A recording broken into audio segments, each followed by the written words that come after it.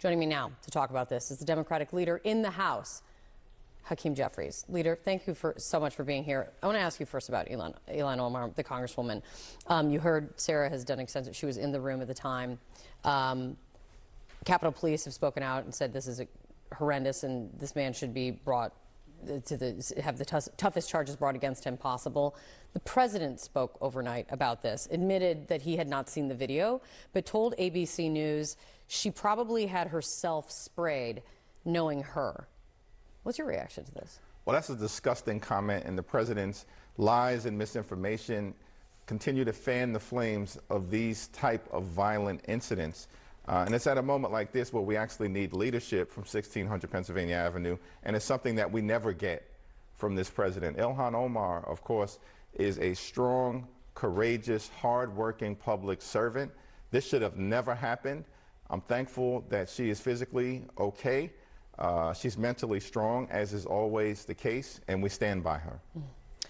Much more to learn about all of that still. You posted yesterday with regard to DHS, what's happening in Minneapolis, the Secretary of Homeland Security. You put out a statement yesterday that said dramatic changes at the Department of Homeland Security are needed. Kristi Noem should be fired immediately, or we will commence impeachment proceedings. We can do this the easy way or the hard way. Does that mean you now support the effort to try and impeach Kristi Noem? Yeah, Donald Trump needs to fire Kristi Noem immediately. We know that she is a malignant, corrupt, pathological liar. She's unqualified. She never should have been confirmed by Republicans in the United States Senate. She is creating harm to the American people. Taxpayer dollars are actually being used by the Department of Homeland Security to kill American citizens and to brutalize law-abiding immigrant families. That's unacceptable. So she's got to go. Short of him firing her, you support him moving towards impeachment? We will commence impeachment proceedings against Kristi Noem in the absence of her being fired. Do you want to force a vote unilaterally, or do you want to launch an investigation in the minority? Well, we're in conversation with Benny Thompson, Jamie Raskin, Robert Garcia about next steps in the process. We want to make the case to the American people as to why Kristi Noem's continued leadership creates problems in terms of the health, the safety, and the well-being of the American people. And we'll do that in ways that Democrats have done in the past, even though we're in the minority, because the issue is significant enough. We've held hearings on other issues, such as the cost of living, protecting Social Security, the health care of the American people. We can hold hearings as it relates to how destructive Kristi Noem's continued presence will be. Virtue signaling and a messaging operation can be worthwhile, especially when you're trying to speak to the public. But is that enough if that's what this ends up being? Congress has the power to impeach someone who has committed crimes against the Constitution and the American people. So it's not virtue signaling. But when you are in the majority. Well, as you know, the impeachment process is one of the few areas where every single member has the privilege to bring a resolution to the floor of the House of Representatives and at the appropriate time force an up or down vote. By the way, even though we've been in the minority, we've compelled Republicans to move legislation to release the Epstein files. We've compelled Republicans to move legislation to wipe away one of Trump's most toxic executive orders, which is stripping rights away from more than 1 million different hardworking federal employees, collective bargaining rights. And of course, House Democrats, against all odds, were able to move a clean extension of the Affordable Care Act tax credits in the minority. And all 213 House Democrats were joined by 17 Republicans to protect the health care of the American people. If we've done it before, we can do it again. On this issue, many Republicans are not okay with what they're seeing in Minneapolis either. As I mentioned, this seems a break from the president on this immigration effort in a bigger way than we have seen before. I mean, John Thune yesterday called this moment after Alex Preddy's death an inflection point. I want to play for you also what Tom Tillis said, because he is now the first, I think it's the first in his party to call for Noem's firing. Let me play this for you.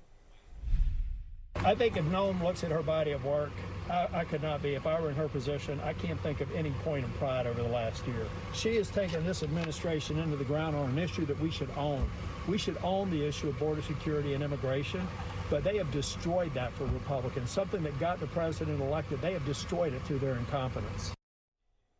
Bipartisanship is not something we find on Capitol Hill very often, for sure. Do you see an ally in Tom Tillis? Well, Tom Tillis is correct in his observations. The administration has been a disaster for the American people. They failed on the economy, failed to lower the high cost of living, failed on health care. They're ripping health care away from the American people. By the way, in their one big ugly bill, they enacted the largest cut to Medicaid in American history, and in the same bill gave the Department of Homeland Security $191 billion in taxpayer money, $75 billion of which went to ICE. That taxpayer money is now being used to kill American citizens. It's all unacceptable. We need Department of Homeland Security agents to behave like every other law enforcement agency in the country, not like a toxic paramilitary organization. But you say he has his facts right, but do you commend him for speaking out where a lot of Republicans don't? Even John Thune calling this an inflection point. Do you see allies in them in this effort?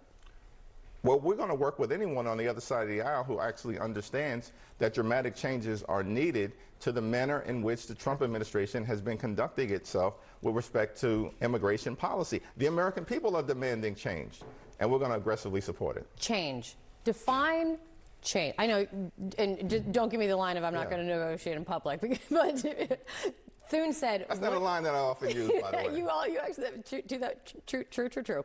Thune said, what do Democrats want in terms of changes in order to approve the funding that is now before you?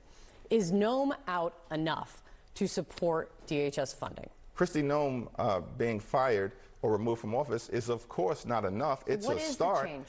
Well, there's a variety of different things that have been put on the table. First of all, there's the basic value and principle that taxpayer dollars can't be used to kill American citizens, to brutalize American communities, and to target violently. That's not a policy that says you can use taxpayer dollars to kill American citizens. You see what I'm saying?